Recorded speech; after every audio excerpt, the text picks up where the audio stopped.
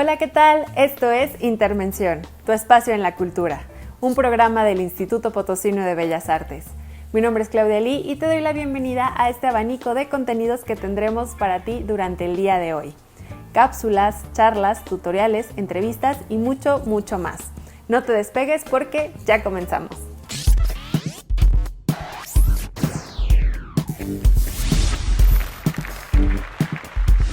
Y bueno, durante estos días en los que debemos quedarnos en casa, podemos aprovechar nuestro tiempo para aprender cosas nuevas.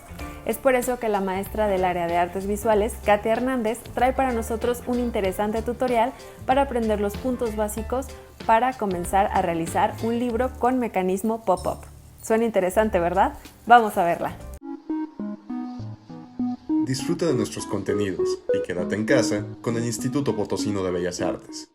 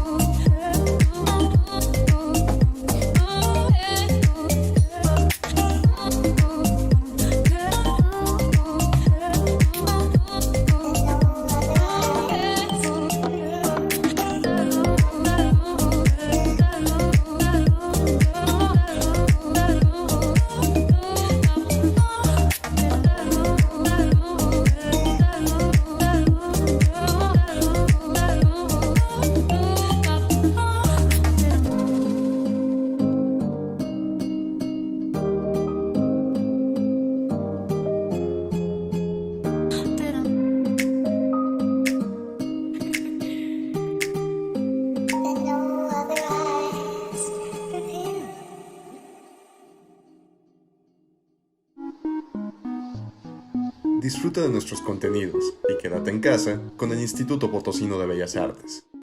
Y como ustedes ya lo saben, cada semana José Alvarado nos ofrece una interesante charla virtual.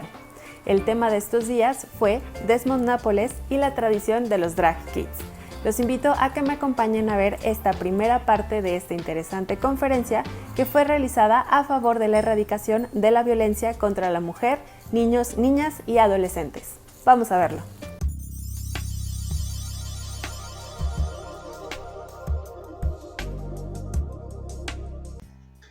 Hola, ¿qué tal? Bienvenidos y bienvenidas a la charla Desmond Nápoles y la tradición de los drag kids, una tradición que se remonta a la literatura grecolatina. El drag o la cultura drag se refiere al uso de prendas, maquillaje o atributos propios del otro género, teniendo variantes como los drag queen y los drag kings para adultos, y en el caso de los drag kids para niños, tal como lo ha instituido Desmond Nápoles. Pues bien, esta práctica performativa o de identidad de género podemos rastrearla en la antropología. Sin embargo, yo prefiero hacerlo desde la literatura. Pienso en tres autores clásicos: Apolodoro, del siglo II a.C., que en su biblioteca mitológica nos regalaba el pasaje de la infancia de Aquiles, el máximo héroe griego, el gran protagonista de la Ilíada, el poema de Homero. Pues bien, Apolodoro lo que hace es contarnos cómo Tetis, para impedir que su hijo fuera a la guerra de Troya, lo oculta vestido como una muchacha desde los 9 años. La apariencia de Aquiles como muchacha era tan perfecta que fue llamada o apodada Pirra, es decir, la rubia, y eso no le impidió mantener una relación con otra de las muchachas que estaban en la corte del rey Licomedes. Cuando Aquiles cumplió 9 años, Calcante dijo que no se podría tomar Troya sin él. Pero Tetis, temiendo que muriera sin remisión si iba a la guerra, lo ocultó con un vestido de mujer y, como si fuera una muchacha, se lo confió a Licomedes. Otro pasaje maravilloso de la mitología griega nos los regala Partenio de Nicea, particularmente en su obra Los sufrimientos amorosos, cuando nos habla de una variante del mito de Dafne. Ya saben, Dafne, perseguida por Apolo, pide a los dioses ser transformada en laurel para evitar la violación del dios. En esta versión, antes de Apolo, el que se enamora de Dafne es Leucipo, pero él sabe que no puede conseguir el amor de Dafne, puesto que Dafne era una mujer cazadora, una mujer valiente, guerrera, atrevida, como tantas en la mitología griega, que no estaba interesada en el matrimonio, y además estaba consagrada en su virginidad a la diosa protectora de las cazadoras, es decir, Artemisa o Diana para los romanos. De tal manera que Leucipo concluye que la única forma de poder acercarse a su amada es vistiéndose como mujer y entrar al grupo de amigas que con Dafne se dedicaban a la caza. Ya vestida como mujer o vestido como mujer, Leucipo intima con Dafne. Dafne lo recibe en la creencia de que es una mujer e intiman, se vuelven íntimos, se aman profundamente al saber que no violaban, el precepto de la virginidad que les daba la diosa Artemisa. Quedó prendado de ella y renunció a conseguirla de cualquier otra manera a que no fuera vestirse con ropas femeninas y, semejante ya a una muchacha, cazar en su compañía. Y ocurrió que intimó con ella, y que ésta, entre abrazos y ademanes de enlazarse a él, no lo dejaba en ningún momento. Y bueno, seguimos avanzando aquí en Intervención y ha llegado el momento de presentar a Gabriela Olvera. Gaby es encargada del área de servicios educativos en el Centro de Difusión Cultural Raúl Gamboa del IPBA. Y el día de hoy nos va a contar cuáles son los beneficios más importantes de leerle a un bebé y por qué esta actividad es tan relevante durante los primeros años de infancia. Acompáñenme a ver este interesante video. Disfruta de nuestros contenidos y quédate en casa con el Instituto Potosino de Bellas Artes. Buenos días, soy Gabriela Olvera Zavala, encargada del área de servicios educativos del Instituto Potosino de Bellas Artes. En esta ocasión les voy a hablar acerca de los beneficios de leerle a un bebé. Cuando uno le lee a un bebé, abre un libro, se crea toda una atmósfera. Entonces se despliegan imágenes, palabras, suenan susurros. Y entonces se genera un vínculo afectivo entre el bebé, el libro y el lector. Entonces, ¿por qué leerle a un bebé? ¿Por qué es importante esta acción en la primera infancia? Bien, a través de la lectura se desarrolla el área cognitiva, afectiva y sensorial. Además, favorece otros aspectos, como el lenguaje antes de la escolarización. Bien, la curiosidad, la imaginación, la fantasía, son unas de las cosas imprescindibles para la vida. Además, el área psicomotriz fina también es uno de los asuntos que se trabajan a través de la lectura. Al leerle a un bebé es importante tomarlo en brazos, acunarlo, mantener todo el tiempo un contacto visual. Leerle en una voz calmada, pausada y evitar todos esos distractores que de pronto tenemos. Una de las horas más recomendables para leerle a un bebé, por ejemplo, es en las noches antes de irse a dormir. No se trata de leerle 2 o 3 libros, de leerle distintos títulos cada día. Más bien, es que el niño puede relacionarse con el libro, interactuar con él, tomarlo. De pronto el niño escoge solo un libro o bien permanece en la misma página. Y a veces algunos adultos queremos darle otra información, otros títulos, etc. Sin embargo, el niño, si está concretándose en eso, es porque hay alguna razón que le llama la atención.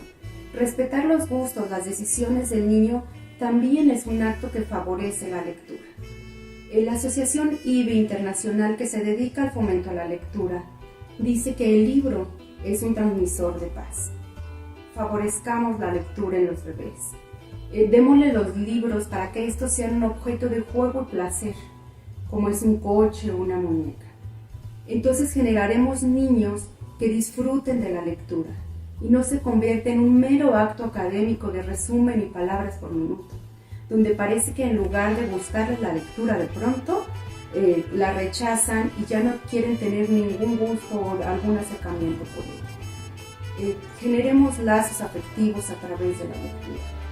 Es tan importante de tal manera que estos sin duda permanecerán como recuerdos toda la vida.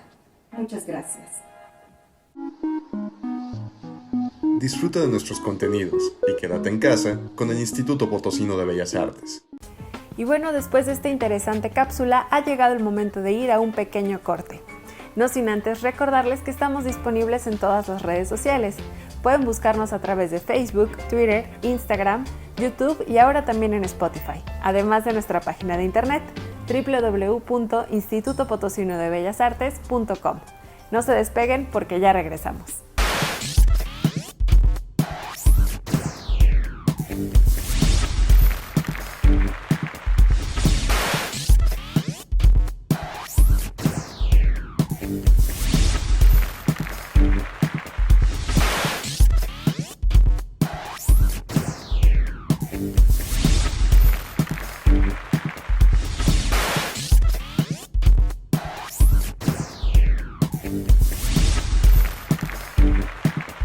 Estamos de vuelta aquí en Intervención y ha llegado el momento de presentar la segunda parte de la interesante conferencia Desmond Nápoles y la tradición de los Drag Kids, presentada por José Alvarado.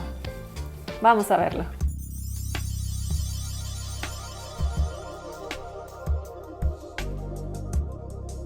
Y bueno, si de mortales y semidioses ya hemos hablado, ahora tenemos que hacerlo de los mismísimos dioses.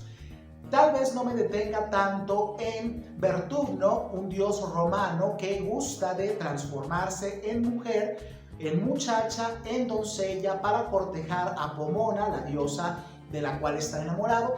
Pero sí me gustaría detenerme en Dionisio. Dionisio es uno de los dioses más queridos para los griegos antiguos. Es dios del vino, del teatro, de la alegría.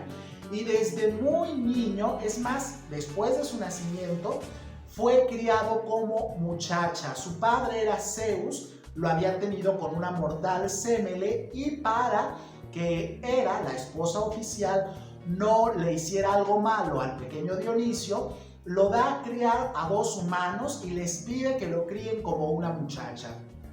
En la cultura griega, la fama de Dionisio como varón gustoso de vestirse como mujer y de portar ciertos atributos como la mitra, el tirso o la hiedra, era tal la fama de Dionisio con estos atributos que en ocasiones llegó a pasar a la literatura de forma hilarante. Pensemos, por ejemplo, en uno de los diálogos de los dioses de Luciano de Samosata, un autor del siglo II después de Cristo. Este autor nos describe en uno de sus diálogos esa conversación que tuvieron Hera y Zeus, en la que Hera, como siempre, celosa, furibunda, le reclama a Zeus por tener un hijo tan afeminado. Sin embargo, Zeus sale en defensa de su propio hijo, haciendo un elogio maravilloso, defendiendo el derecho de su hijo a vestirse y a comportarse amaneradamente como él quisiera, porque eso no le restaba un ápice a su dignidad como Dios en este caso.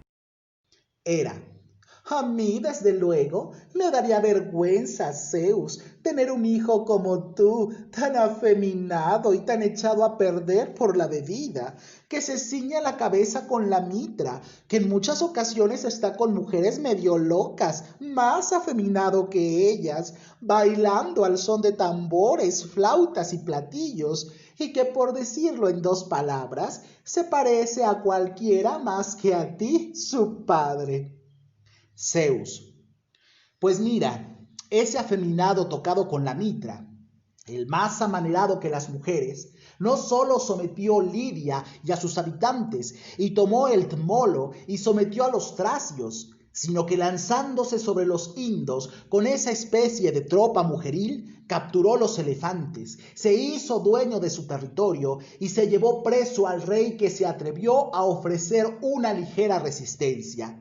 Y todo eso lo hizo al tiempo que bailaba y danzaba con los coros, utilizando tirsos y hiedra, borracho, como tú dices, y entusiasmado. Yo los invito a que conozcamos tanto el pasaje de Partenio de Nicea como el pasaje de Luciano de Samosata, y conozcamos estos mitos griegos de varones vestidos de mujeres, siendo felices, encontrando el amor, encontrando a alguien con quien compartir todas sus emociones y su identidad. De esta manera, Desmond Nápoles, este joven de Estados Unidos, este adolescente, en realidad la cultura que él ha iniciado desde el 2007 en adelante se remonta a miles de años de antigüedad. Yo los invito a leer los mitos griegos, a conocerlos y a seguir maravillándonos con los pilares de nuestra cultura occidental. Nos vemos hasta la próxima.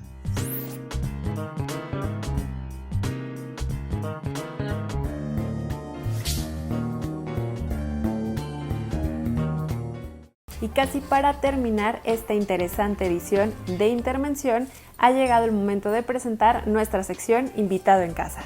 El día de hoy nos acompaña Norma Urenda, quien nos va a ofrecer una interesante entrevista. Los invito a que nos acompañen a verla. Trascendió formando parte de la historia con su obra. En un momento de su vida, ella se enfrentó abruptamente a un mundo nuevo, y su arte comenzó a formar parte de varios movimientos sociales que buscaban desgarrar el silencio y alcanzar la libertad. Comenzó en la pintura mural, pero su necesidad de expresar y plasmar el arte con mayor impacto la llevó a convertirse en una artista multidisciplinaria. Ahora es la encargada del área de investigación del Instituto Potosino de Bellas Artes, y el legado histórico de nuestra institución está en sus manos. Ella es Norma Urenda y hoy nos acompaña en Invitado en Casa.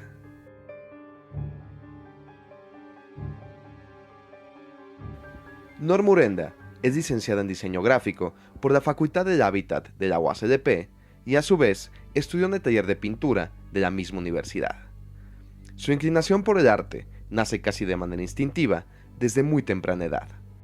Era una niña de 9 años aproximadamente, entonces no había muchos talleres de pintura infantil, entonces me integré a los grupos de teatro. Entonces empecé con teatro, música, pintura y danza, juntos, con el grupo Sopilote, precisamente de Fernando Betancourt, de Nacho Betancourt, todos ellos. Algunos que todavía fueron maestros de teatro aquí en Bellas Artes. Y claro, mi inclinación fueron las artes plásticas, era mi mayor habilidad. Y seguí pintando. Me regresé al taller de pintura de la universidad porque de alguna manera no había talleres infantiles, como te decía. Entonces ingresé a la universidad a los 10 años porque quería pintar, pero era el único taller que en ese momento estaba cerca de mi casa.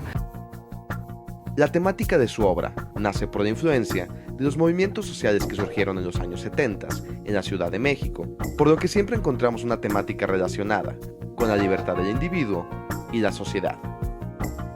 El tema era social. ¿Por qué era social? Pues porque era el momento político que se vivía en México. Estaba pues todos los movimientos estudiantiles del 68 que impactaron en los 70s, ¿no? Y que eso hacía que la información que llegara era de sensibilización respecto a qué pasaba en México, los derechos humanos, los derechos civiles, las organizaciones no gubernamentales, etcétera. Y pues claro, esa fue mi formación. Viví siempre entre las dos grandes corrientes artísticas, entre la que decía no, es que el compromiso social, etcétera, y la otra gran corriente artística decía no, el hombre es un ser individual y tiene que expresarse en forma individual de una manera libre, ¿verdad? Y esas dos grandes corrientes de pensamiento me formaron. De tal manera que cuando yo empiezo a pintar murales en la Ciudad de México, con el grupo La Brocha Gorda de la Universidad Autónoma Metropolitana, pues nuestros contenidos eran sociales, nos invitaban precisamente por eso. Nos invitaron una organización de inmigrantes norteamericana a hacer un mural en la calle de Whittier y Esperanza en Los Ángeles, California. Y ahí, pues claro, el tema era qué pasaba con los trabajadores inmigrantes mexicanos en los Estados Unidos. Al casarse, Norma Urenda se vio obligada a trasladarse a Göttingen, Alemania, donde como muralista formó parte de los movimientos sociales del país en plena Guerra Fría. Norma nos platica al respecto. Cuando yo llego a Alemania no tenía el conocimiento mínimo del idioma alemán. Y mientras que empecé a estudiar alemán, lo que hice fue contactarme con los artistas locales en la ciudad de Göttingen y ahí pues el arte es un lenguaje y empecé a montar exposiciones, a integrarme a la vida cultural de Göttingen, que es muy muy rica, y los artistas tuvieron una gran apertura respecto a lo que yo estaba haciendo. Y eso fue lo que me hizo que yo me integrara rápidamente a la vida cultural de Göttingen. Creamos una asociación junto con, se llama Joachim Nitsch, y él me invitó a su taller de escultor. Su esposa era bailarina de baile oriental, una profesional norteamericana muy, muy buena. Y entonces lo que hice fue integrarme a la vida cultural de Göttingen. Ellos me invitaban a hacer una escultura, yo apoyaba como auxiliar, y cuando yo tenía un mural, Joachim era mi representante o mi manager. En esos periodos en Europa, pues se viene toda la guerra del Golfo, ¿verdad? Y mis compañeros de clase eran turcos, y los periódicos que llegaban a mis manos eran de las grandes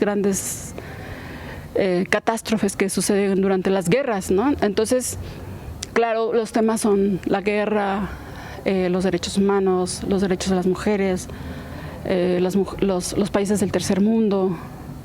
Y como hay grandes organizaciones en Europa que apoyan todas estas manifestaciones del ser humano, pues los financiamientos, claro que nos llegaban para estos temas, ¿no? En Europa nos proporcionan todo a los artistas para poder producir. Y aún cuando yo era extranjera y no tenía, digamos, una beca personal, sí siempre encontré los financiamientos con las instituciones y las organizaciones para hacer los grandes proyectos que hice. Hice murales en casas, hice murales en el edificio de la Casa del Tercer Mundo, en Bielefeld, que sigue todavía en pie ese mural. Después viajé a Berlín, ahí nació mi primer hijo, Miguel, y ahí estudiaba en la escuela de Berlín Oriental, en la Academia de Berlín.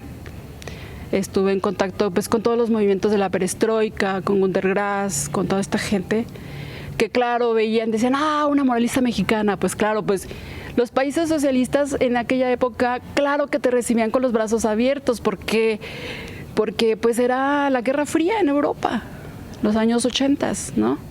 Entonces yo creo que entre que fue la época histórica que me tocó vivir y entre que esa apertura en la que yo viví en San Luis, o esa contradicción viéndolo de otra manera, yo lo veo como apertura. El hecho de haber tenido al grupo Sopilote por un lado, a Bellas Artes por el otro, a la universidad por un lado, a la Carrilla por el otro, y vivir todas esas grandes contradicciones, y después llegar a Alemania y pasarme del lado socialista diariamente para ir a la academia y regresarme al lado capitalista, porque era ahí donde yo vivía, pues fue parte de mi vida. Si quieres conocer más de esta gran artista, no te pierdas el siguiente programa, ya que Normurenda aún tiene más que contarnos de su estadía en Alemania, su obra en San Luis Potosí y su trabajo como investigadora del Instituto Potosino de Bellas Artes.